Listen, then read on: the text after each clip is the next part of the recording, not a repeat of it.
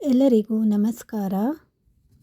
ಇವತ್ತಿನ ಈ ವಿಡಿಯೋದಲ್ಲಿ ಮಕ್ಕಳಲ್ಲಿ ಓದಿನಲ್ಲಿ ಏಕಾಗ್ರತೆಯನ್ನು ಯಾವ ರೀತಿ ಹೆಚ್ಚಿಸಿಕೊಳ್ಳಬಹುದು ಮತ್ತು ಏಕಾಗ್ರತೆಯನ್ನು ಹೆಚ್ಚಿಸಲು ಯಾವ ರೀತಿ ಸುಲಭವಾದ ಒಂದು ಮಾರ್ಗವನ್ನು ನಾವೇ ಕಂಡುಕೊಳ್ಬೋದು ಅಂತ ಇವತ್ತಿನ ವಿಡಿಯೋದಲ್ಲಿ ಶೇರ್ ಮಾಡ್ತಾ ಇದ್ದೀನಿ. ಹಾಗಾಗಿ ವಿಡಿಯೋನ ಎಲ್ಲೂ ಸ್ಕಿಪ್ ಮಾಡದೆ ಕೊನೆವರೆಗೂ ನೋಡಿ. ಇವತ್ತಿನ ದಿನಗಳಲ್ಲಿ ಮಕ್ಕಳಲ್ಲಿ ಓದಿನಲ್ಲಿ ಏಕಾಗ್ರತೆಯನ್ನು ಹೆಚ್ಚಿಸಲು ತುಂಬಾ ತಂದೆ ತಾಯಿಗಳು ಮಕ್ಕಳು ಕೂಡ ತುಂಬ ಕಷ್ಟಪಡ್ತಾ ಇರ್ತಾರೆ. ಆದರೆ ಈ ಒಂದು ಸುಲಭವಾದ ಮಾರ್ಗದಿಂದ ಮಕ್ಕಳಲ್ಲಿ ಓದಿನಲ್ಲಿ ಆಸಕ್ತಿಯನ್ನು ಮತ್ತು ಏಕಾಗ್ರತೆಯನ್ನು ಹೆಚ್ಚಿಸಿಕೊಳ್ಳಬಹುದು. ಇಲ್ಲಿ ಏಕಾಗ್ರತೆ ಅನ್ನುವುದು ಕೇವಲ ಓದಿನಲ್ಲಿ ಮಾತ್ರ ಅಲ್ಲ, ಎಲ್ಲ ವಿಷಯದಲ್ಲೂ ಏಕಾಗ್ರತೆ ಎನ್ನುವುದು ತುಂಬಾ ಮುಖ್ಯವಾಗುತ್ತದೆ. ತುಂಬ ಜನ ಮಕ್ಕಳು ಓದಿನಲ್ಲಿ ಏಕಾಗ್ರತೆಯನ್ನು ಹೆಚ್ಚಿಸಲು ತುಂಬಾ ಕಷ್ಟಪಡ್ತಾ ಇರ್ತಾರೆ. ಅವರಿಗೆ ಏಕಾಗ್ರತೆಯಿಂದ ಓದುವುದು ತುಂಬಾ ಕಷ್ಟ ಆಗುತ್ತೆ. ಓದಿನಲ್ಲಿ ಕುಳಿತುಕೊಂಡಾಗ ಹಲವಾರು ಯೋಚನೆಗಳು ಎಲ್ಲ ಬಂದು ಅವರಿಗೆ ಓದಿನಲ್ಲಿ ಏಕಾಗ್ರತೆಯನ್ನೇ ಕಳ್ಕೊಬಿಡ್ತಾರೆ. ಹಾಗಾದರೆ ಯಾಕೆ ಈ ಏಕಾಗ್ರತೆ ಮಕ್ಕಳಲ್ಲಿ ಓದಿನಲ್ಲಿ ಬರೋದಿಲ್ಲ ಅಂತ ನೋಡುವುದಾದರೆ, ಮೊದಲನೆಯದಾಗಿ ಅವರಿಗೆ ಓದಿನಲ್ಲಿ ಆಸಕ್ತಿ ಇರಬೇಕು. ಯಾಕಂದರೆ ಓದಿನಲ್ಲಿ ಆಸಕ್ತಿ ಇಲ್ಲದೆ ಅವರಿಗೆ ಏಕಾಗ್ರತೆ ಅನ್ನೋದು ಬರೋದು ತುಂಬಾ ಕಷ್ಟ. ಹಾಗಾಗಿ ಮೊದಲು ಅವರಿಗೆ ಆ ಓದುವ ವಿಷಯದಲ್ಲಿ ಆಸಕ್ತಿಯನ್ನು ಅವರು ಬೆಳೆಸಿಕೊಳ್ಳಬೇಕು. ಎರಡನೆಯದಾಗಿ ಅನಾರೋಗ್ಯ. ಹೌದು, ಇತ್ತೀಚಿನ ಮಕ್ಕಳಲ್ಲಂತೂ ಇವಾಗಿನ ಈ ವಾತಾವರಣಕ್ಕೆ ಮಕ್ಕಳಲ್ಲಿ ಆರೋಗ್ಯ ಸಮಸ್ಯೆ ತುಂಬಾ ಕಾಡ್ತಾ ಇರುತ್ತೆ. ಹಾಗಾಗಿ ಮೊದಲು ಅವರಿಗೆ ಆರೋಗ್ಯದ ಬಗ್ಗೆ ನಾವು ಮಕ್ಕಳಿಗೆ ಗಮನವನ್ನು ಕೊಡಬೇಕು. ಇದರಿಂದನೂ ಕೂಡ ಏಕಾಗ್ರತೆ ಅವರಿಗೆ ಓದಿನಲ್ಲಿ ಬರೋದಿಲ್ಲ. ಹಾಗಾಗಿ ಒಳ್ಳೆಯ ಆರೋಗ್ಯವನ್ನು ಮಕ್ಕಳಲ್ಲಿ ನಾವು ಕಾಪಾಡಿಕೊಳ್ಳಬೇಕು. ಮೂರನೆಯದಾಗಿ ನಿದ್ರಾ ಸಮಸ್ಯೆ. ಹೌದು, ಇವತ್ತಿನ ಮಕ್ಕಳಲ್ಲಿ ನಿದ್ರೆಯ ಕೊರತೆಯೂ ಕೂಡ ತುಂಬಾ ಕಾಡ್ತಾ ಇದೆ. ಅವರಿಗೆ ಸರಿಯಾಗಿ ನಿದ್ರೆ ಆಗೋದೇ ಇಲ್ಲ. 8ರಿಂದ 10 ಗಂಟೆಗಳ ಕಾಲನಾದರೂ ಅವರನ್ನು ನಿದ್ದೆಯನ್ನು ಮಾಡಬೇಕು ಮಕ್ಕಳು. ಇದರಿಂದನೂ ನಿದ್ದೆ ಸರಿ ಇಲ್ಲ ಅಂದ್ರೂ ಕೂಡ ಓದಿನಲ್ಲಿ ಏಕಾಗ್ರತೆ ಮತ್ತು ಆಸಕ್ತಿ ಉತ್ಸಾಹ ಇವೇನೂ ಇರೋದಿಲ್ಲ. ಹಾಗಾಗಿ ಉತ್ತಮ ನಿದ್ರೆ, ಒಳ್ಳೆಯ ಆರೋಗ್ಯ ಇವೆಲ್ಲ ಏಕಾಗ್ರತೆಯನ್ನು ಹೆಚ್ಚಿಸುತ್ತದೆ.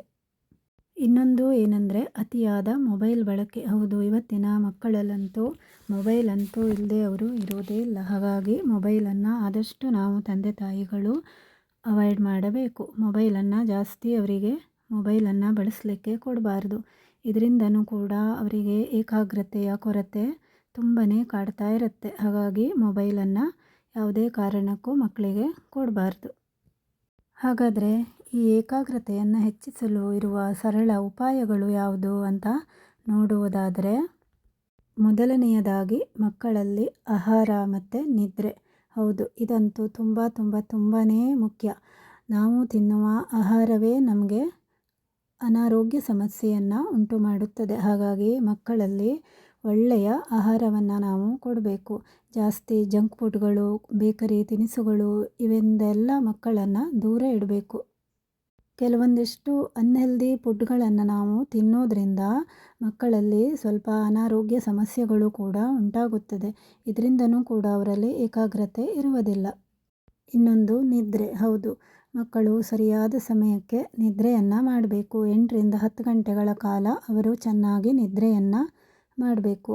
ಇದರಿಂದನೂ ಕೂಡ ನಾವು ಏಕಾಗ್ರತೆಯನ್ನು ಮಕ್ಕಳಲ್ಲಿ ಹೆಚ್ಚಿಸ್ಕೊಳ್ಬೋದು. ಇನ್ನೊಂದು ಮುಖ್ಯವಾದದ್ದಂದರೆ ಓದುವ ವಿಧಾನ. ಹೌದು, ನಾವು ಮಕ್ಕಳಲ್ಲಿ ಓದುವಾಗ ನಾವು ಯಾರ್ದೋ ಒತ್ತಾಯಕ್ಕೆ ಅವರು ಓದುವಂತೆ ಇರಲೇಬಾರ್ದು.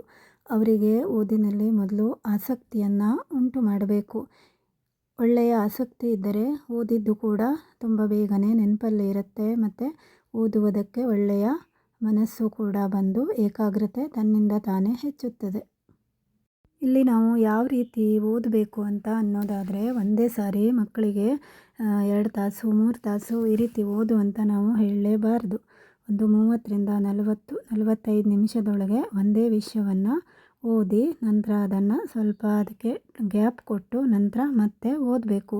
ನಾನು ಹಿಂದಿನೊಂದು ವಿಡಿಯೋದಲ್ಲಿ ಯಾವ ವಿಧಾನದಲ್ಲಿ ಮಕ್ಕಳು ಓದಬೇಕು ಅಂತ ಕೂಡ ವಿಡಿಯೋನ ಮಾಡಿದ್ದೀನಿ. ಬೇಕಂದರೆ ಡಿಸ್ಕ್ರಿಪ್ಷನ್ನಲ್ಲಿ ಲಿಂಕನ್ನು ಇಟ್ಟಿರ್ತೀನಿ, ನೋಡಿ. ಸ್ವಲ್ಪ ಗ್ಯಾಪ್ ಕೊಟ್ಕೊಂಡು ಓದ್ತಾ ಹೋಗಬೇಕು. ತುಂಬಾ ಅವರಿಗೆ ಒತ್ತಡವನ್ನು ಹೇರಿ ನಾವು ಮಕ್ಕಳಿಗೆ ಓದಿಸಬಾರ್ದು. ನಿಧಾನವಾಗಿ ಅವರಲ್ಲಿ ಆ ಕಲಿಕೆಯಲ್ಲಿ ಆಸಕ್ತಿಯನ್ನು ಮೂಡಿ ನಂತರ ಅವರನ್ನು ನಾವು ಓದಲಿಕ್ಕೆ ತಯಾರನ್ನು ಮಾಡಿಕೊಡ್ಬೇಕು. ಮತ್ತು ನಾವು ತಂದೆ ತಾಯಿಗಳು ತುಂಬ ಅವರಿಗೆ ಒತ್ತಡವನ್ನು ಹೇರಬಾರ್ದು. ಇದರಿಂದನೂ ಅವರಿಗೆ ಓದೋದಕ್ಕೆ ಆಸಕ್ತಿ ಬರೋದಿಲ್ಲ ಮತ್ತು ಓದಿದ್ದು ಕೂಡ ನೆನಪಲ್ಲಿ ಇರೋದಿಲ್ಲ. ಮತ್ತು ಇನ್ನೊಂದಂದರೆ ಓದಿನಲ್ಲಿ ಅವರಿಗೆ ಯಾವುದೇ ರೀತಿಯ ಒಂದೇ ಕಡೆ ಮನಸ್ಸನ್ನು ಕೇಂದ್ರೀಕರಿಸಿ ಓದಲಿಕ್ಕೂ ಆಗೋದಿಲ್ಲ. ಇನ್ನೊಂದಂದರೆ ಮಕ್ಕಳಲ್ಲಿ ಓದುವಾಗ ಯಾವುದೇ ಹೊರಗಡೆಯ ಸೌಂಡ್ಗಳು, ಟಿ ವಿ, ಮೊಬೈಲು ಈ ರೀತಿ ಯಾವುದೇ ಒಂದು ಸೌಂಡ್ಗಳು ಇರದೆ ಪ್ರಶಾಂತವಾದ ಒಂದು ಜಾಗದಲ್ಲಿ ಕೂತು ಅವರು ಓದಬೇಕು. ಇದರಿಂದ ತನ್ನಿಂತಾನೇ ಏಕಾಗ್ರತೆ ಬೆಳೆಯುತ್ತದೆ. ಇನ್ನೊಂದು ಏಕಾಗ್ರತೆಯನ್ನು ಹೆಚ್ಚಿಸುವ ಒಂದು ಒಳ್ಳೆಯ ಟಿಪ್ಸ್ ಅಂದರೆ ಅವರಿಗೆ ಬರೀ ಓದುವುದು ಒಂದೇ ಅಲ್ಲ, ಜೊತೆಯಲ್ಲಿ ಆಟ ಪಾಠಗಳು ಕೂಡ ಇರಬೇಕು.